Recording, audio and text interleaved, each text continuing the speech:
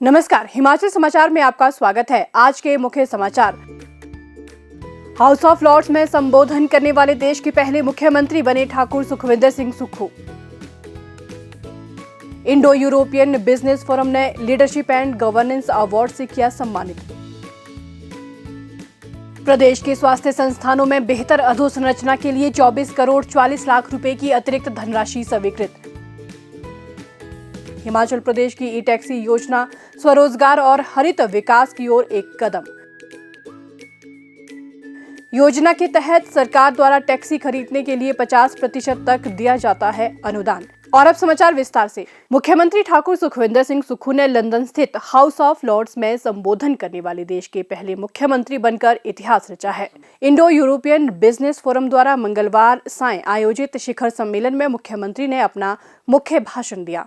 उन्होंने वैश्विक निवेशकों को हिमाचल प्रदेश में स्वच्छ ऊर्जा, पर्यटन, बागवानी, सूचना प्रौद्योगिकी और स्वास्थ्य क्षेत्रों में संभावनाएं तलाशने के लिए आमंत्रित किया। विश्वास और लचीलेपन की ठोस नींव पर आधारित निवेशक हितैषी नीति पर प्रकाश डालते हुए उन्होंने कहा कि हिमाचल प्रदेश निवेश के लिए एक आकर्षक गंतव्य है। इस अवसर पर उन्होंने राज्य की 100% साक्षरता दर पर भी प्रकाश डाला। मुख्यमंत्री ने कहा कि हिमाचल हर मौसम में विश्व भर के पर्यटकों के लिए पसंदीदा गंतव्य होने के साथ साथ वैश्विक व्यापार की गतिविधियों का केंद्र बनकर भी उभरा है। राज्य सरकार व्यवस्था परिवर्तन से आत्मनिर्भर हिमाचल के संकल्प पर कार्य करते हुए इसे आत्मनिर्भर राज्य बनाने के लिए प्रतिबद्ध है। ये सिर्फ एक नारा नहीं है, बल्कि एक दृष्टिकोण है जिसे प्रदेशवासियों के सहयोग से साकार किया जा रहा है। उन्होंने कहा कि प्रदेश सरकार की दूरदर्शी नीतियों और योजनाओं के फलस्वरूप हिमाचल प्रदेश स्वच्छ और हरित ऊर्जा, पर्यटन, बागवानी, सूचना प्रौद्योगिकी, डेटा भंडारण और खाद्य प्रसंस्करण जैसे क्षेत्रों में तेजी से आगे बढ़ रहा है। हिमाचल देश में पहले ही जल विद्युत और नवीकरणीय ऊर्जा के क्षेत्र में अग्रणी भूमिका निभा रहा है। इन क्षेत्रों में यूरोपियन विशेषज्ञता और भारतीय आकांक्षाएं मिलकर मील पत्थर साबित कर सकती हैं। मुख्यमंत्री ने कहा कि हिमाचल के सेबों ने एक वैश्विक ब्रांड के रूप में अपनी अलग पहचान कायम की है। अब राज्य सब्जियों, फूलों की खेती और अन्य उच्च मूल्य वाली फसलों के क्षेत्र में भी विस्तार कर रहा है और ये उत्पाद अंतर्राष्ट्रीय बाजारों के लिए तैयार है। राज्य सरकार की अभिनव नीतियों ने प्राकृतिक खेती और डेयरी क्षेत्र में विकास के नए रास्ते खोले हैं। यूरोपियन निवेशकों से स्वास्थ्य, जैविक उत्पादों और सतत जीवन शैली में अवसरों को तलाशने का आह्वान करते हुए उन्होंने कहा कि विभिन्न क्षेत्रों में प्रदेश निरंतर भारत के सर्वश्रेष्ठ प्रदर्शन करने वाले राज्यों में शामिल है और सामाजिक क्षेत्र में उठाए गए कदम विशेष रूप से उल्लेखनीय है। उन्होंने यूरोपियन निवेशकों, उद्यमियों और इनोवेटरों को हिमाचल प्रदेश आने का निमंत्रण देते हुए आश्वस्त किया कि यहाँ उन्हें न केवल व्यावसायिक अवसर मिलेंगे बल्कि इससे विश्वास, स्थिरता और साझा मूल्यों पर आधारित साझेदारियां भी स्थापित होंगी। मुख्यमंत्री को इस अवसर पर इंडो यूरोपियन बिजनेस फोरम ने हिमाचल प्रदेश में उनके दूरदर्शी और परिवर्तनकारी नेतृत्व के लिए लीडरशिप एंड गवर्नेंस अवार्ड से सम्मानित किया।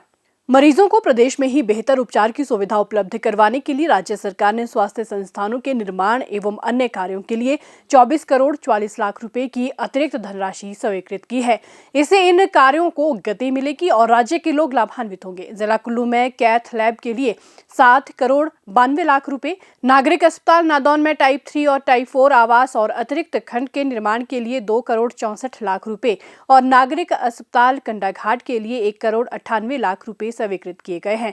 इसी तरह जिला ऊना के नागरिक अस्पताल अंब के लिए 3 करोड़ 30 लाख रुपए और कांगड़ा जिला के सामुदायिक स्वास्थ्य केंद्र हमीरपुर में चिकित्सकों के आवास, हमीरपुर देहरा में सामुदायिक स्वास्थ्य केंद्र भवन, देहरा नागरिक अस्पताल में चिकित्सकों के आवास, जिला कांगड़ा के प्राथमिक स्वास्थ्य केंद्र बनखंडी के भवन और गगरेट अस्पताल के लिए 1 करोड़ 32 लाख रुपए प्रति संस्थान जारी किए गए हैं। मुख्यमंत्री ठाकुर सुखविंदर सिंह सुक्खू के दूरदर्शी नेतृत्व में वर्तमान प्रदेश सरकार लोगों को घर द्वार के निकट आधुनिक तथा गुणवत्तापूर्ण विशेषज्ञ चिकित्सा सेवाएं उपलब्ध करवाने के लिए प्रतिबद्धता से कार्य कर रही है।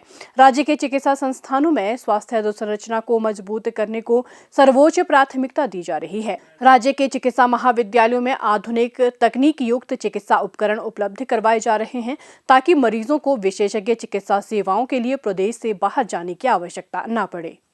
ई टैक्सी चलाते श्री अमन कुमार का कहना है कि अब वे अपने जीवन में सकारात्मक बदलाव महसूस कर रहे हैं।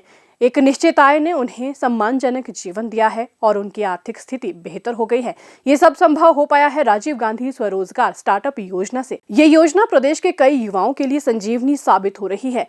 पर्यावरण संरक्षण को केंद्र में रखकर आरंभ की गई राजीव गांधी स्वरोजगार स्टार्टअप योजना न केवल युवाओं के लिए स्वरोजगार के नए द्वार खोल रही है, बल्कि ये योजना राज्य को इलेक्ट्रिक मोबिलिटी की दिशा में भी आगे बढ़ा रही है। योजना के तहत सरकार द्वारा टैक्सी खरीदने के लिए 50% तक का अनुदान दिया जाता है।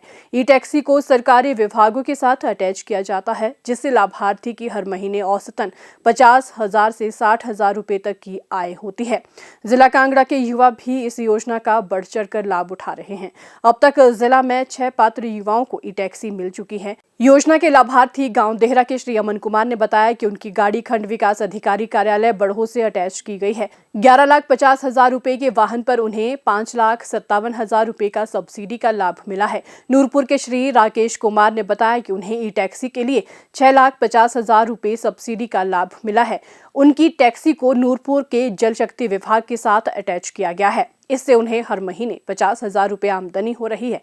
इसी प्रकार पालमपुर के श्री सुमित कुमार भी सरकार का धन्यवाद करते हुए कहते हैं कि उनकी ई टैक्सी पालमपुर एक्साइज कार्यालय के साथ अटैच है और प्रति माह उन्हें 50,000 रुपए की आय हो रही है।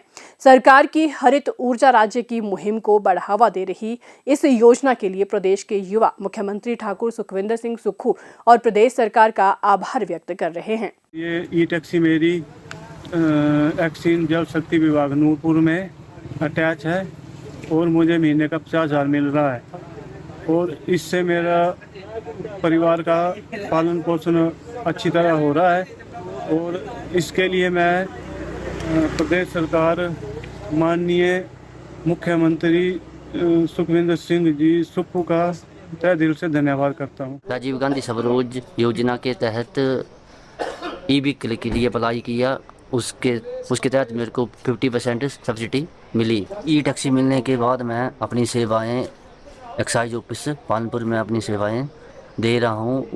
उसके माध्यम से मुझे 50,000 रुपया पर मंथ मिल रहा है। इसके लिए मैं सुक्खू सरकार का तहे दिल से बहुत बहुत धन्यवाद करता हूं। मैंने अपने इलेक्ट्रिक व्हीकल को विकास खंड बड़ों के साथ अटैच किया हुआ है, जिससे मुझे प्रति माह 50,000 की आमदनी हो रही है, जिससे मुझे घर द्वार रोजगार का अवसर मिला और मेरी आर्थिक स्थिति अच्छी चल रही है। प्रदेश सरकार व माननीय मुख्यमंत्री ठाकुर सुखविंदर सिंह सुक्खू जी का बहुत बहुत धन्यवाद करना चाहता हूँ।